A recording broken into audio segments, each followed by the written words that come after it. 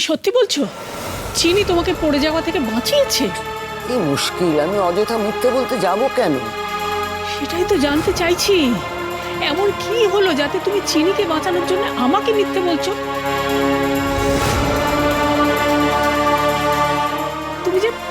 তুমি যে মিথ্যে কথা বলছো সেটা সবাই বুঝতে পারছে। কেন এরকম করছো দিদি? কেন তুমি বলছো না যে চিনি তোমাকে মারতে গিয়েছিল? তুই কি আমাকে জেরা করতে এসছিস? শুনে রাখ, আমার এই পা দুটো অকেজো হয়ে যাওয়ার পর আমি পরমুখাপেক্ষী হয়ে গেছি, নাহলে আমিও কিছু কম যাই না। আর মনে রাখিস, আমি এই বাড়ির বড় বউ, আর তোর দিদিও। তাই আমার সঙ্গে এভাবে কথা বলতে তুই পারিস না। তাহলে বলো, তুমি যা বলছো সত্যি বলছো? নিজের ছোট বোনের মাথা ছুঁয়ে তুমি যা বলবে আমি মেনে নেব।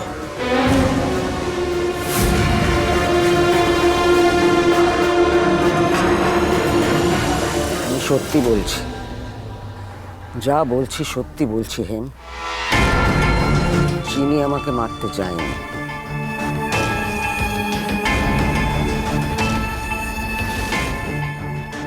বেশ, আমি বিশ্বাস করলাম। নিজের ছোট বোনের মাথা ছুঁয়ে তুমি মিথ্যা কথা বলবে না, এই বিশ্বাস আমার আছে। আমার পরম সৌভাগ্য হেম যে এইটুকু বিশ্বাস এখনো যে আছে আমাদের মধ্যে।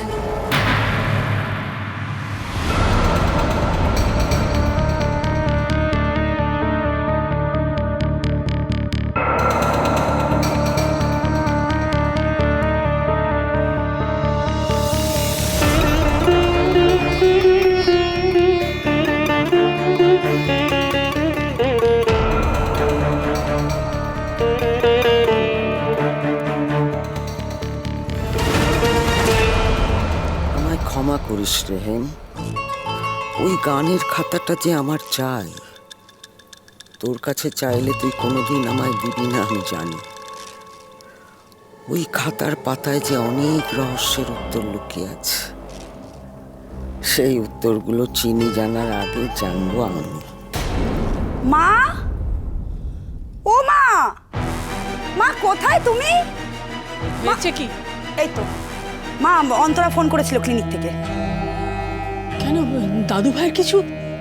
না না, তার কিছু হয়নি, তোমার দাদু ভাই ঠিক আছে, কিন্তু সে জোর করছে যে সে বাড়িতে চলে আসবে, সে নাকি ক্লিনিকে থাকবে না।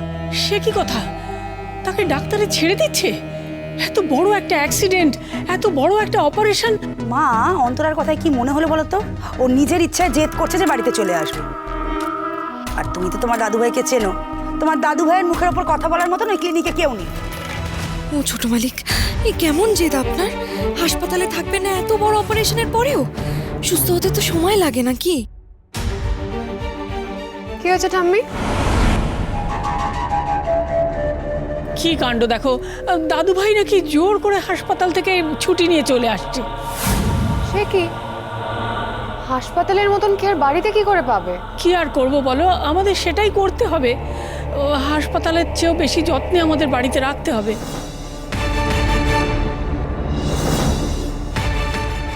অপালা, আমি কিন্তু তোমাকে আগেও বলেছি, এখন থেকে দাদু ভাইয়ের সব দায়িত্ব কিন্তু তোমার। তার সেবা যত্ন, কি সুবিধে অসুবিধে সবকিছু খেয়াল রাখার দায়িত্ব কিন্তু তোমার।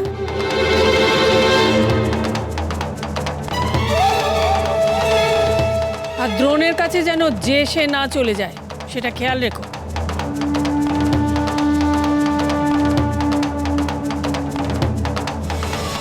সেগুড়ে পালি কর্তামা, ছোট মালিকের সেবা যত্ন আমি থাকতে সেবার অন্য কাউকে দেব, এটা ভাবছেন কি করে? মরে গেলেও না। জানেন তো ছোট মালিক, আমার মন বলছে আপনি আপনি চিনির কাছে আসার জন্যই বাড়িতে আসছেন। জানি আমার এই ভাবনা হয়তো ভুল, তবু তবু ভাবতেই যে বড় ভালো লাগছে। তিনি ফিরে আসছেন, তাকে চোখের সামনে আমি দেখতে পাবো। নীলমাধব, নীলমাধব, তোমার উপর ভরসা করলাম, তাকে সেবার উপায় তুমি আমায় করে দিও।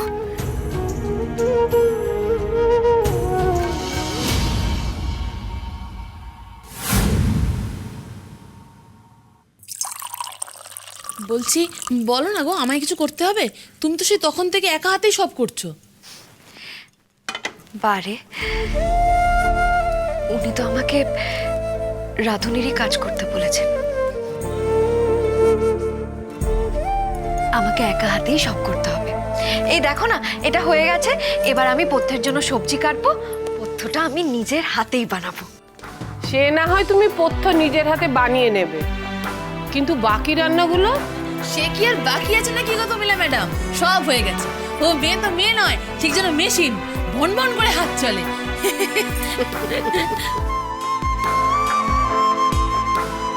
কাজ হয়ে গেছে, ঠিক সময় চাবি পেয়ে যাবে। সে তো আসছে একটু পরেই, সেবা যত্নে কোনো ত্রুটি করিস না যেন।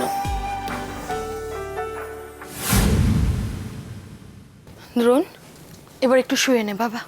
না আমার ভালো লাগছে না, একটু বসি please. Drona, is everything all right? তবে তুমি কিন্তু এটা ঠিক করনি, ক্লিনিক থেকে এভাবে বাড়িতে চলে এসে। আমার তো কথা বলতে ভালো লাগছে। মা তুমি প্লিজ ঠাম্মিকে ডেকে দাও, আমার ঠাম্মির সঙ্গে কথা আছে। আচ্ছা ঠিক আছে ঠিক আছে, এতটা পথ তুই এভাবে এসছিস, অনেক পরিশ্রম হয়েছে বাবা। এখন এইসব কথা থাক না। না মা, আগে প্লিজ তুমি ঠাম্মিকে ডাকো, আমি ওনার সঙ্গে কথা বলবো, তারপরে সবকিছু। দ্রোণ, তুমি শুয়ে পড়ো তো। আমি ঠিক আছি, কোনো কিছুতে অতিরিক্ত আমার ভালো লাগে না। দ্রোণ, তোকে এখন কথা শোনার অভ্যেস করতে হবে বাবা। অপালা তোর কাছাকাছি থাকবে। মা এখানে থাকবে, আর কেউ না। দ্রোণ,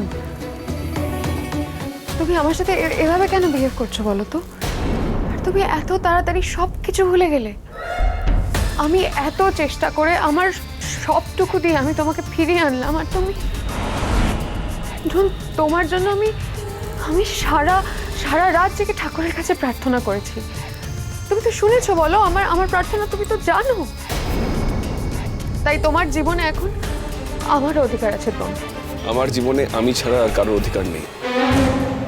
আমি বেঁচে আছি আমার স্যার, রাইমা আর আমার স্টাফেদের জন্য। মা তুমি ঠাম্মিকে ডাকবে নাকি আমি যাব? এই তো আমি এসে গেছি দাদু ভাই।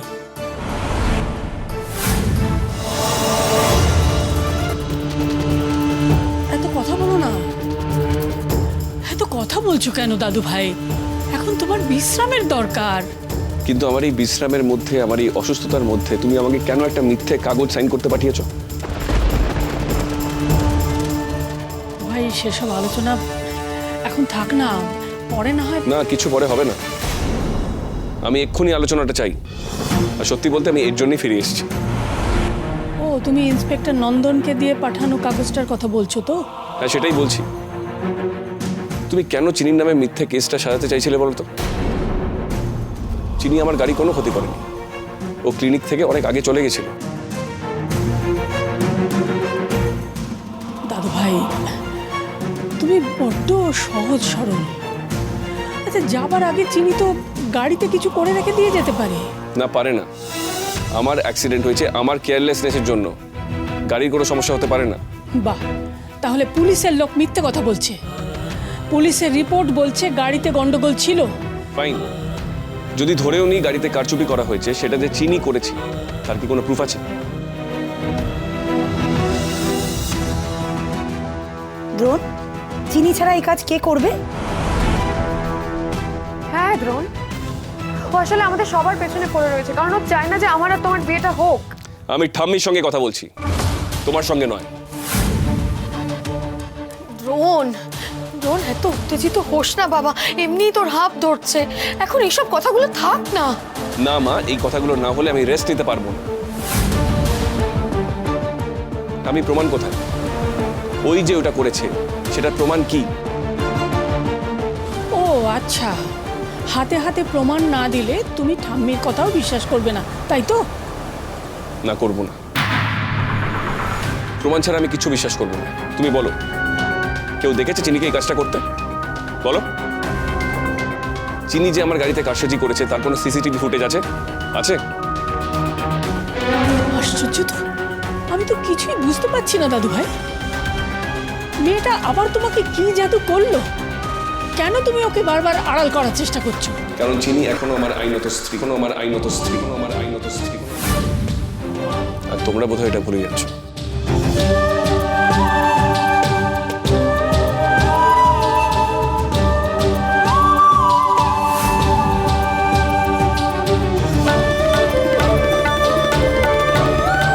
ছোট মালিক, আপনি? যতদিন সে আইনত আমার স্ত্রী থাকবে ততদিন ওকে বাঁচানো আমার কর্তব্য। আর এই ক্ষেত্রে আমার দায়িত্বটা আরো বেশি, কারণ আমি জানি সে নির্দোষ।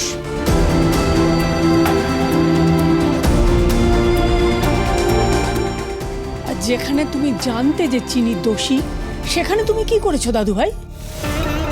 তাড়াতে পেরেছো তাকে, না সেটার জন্য তাকে জোর করেছিলে? যাক, তোমার শরীর খারাপ, এ নিয়ে পরে কথা বলবো, এখন তুমি বিশ্রাম নাও।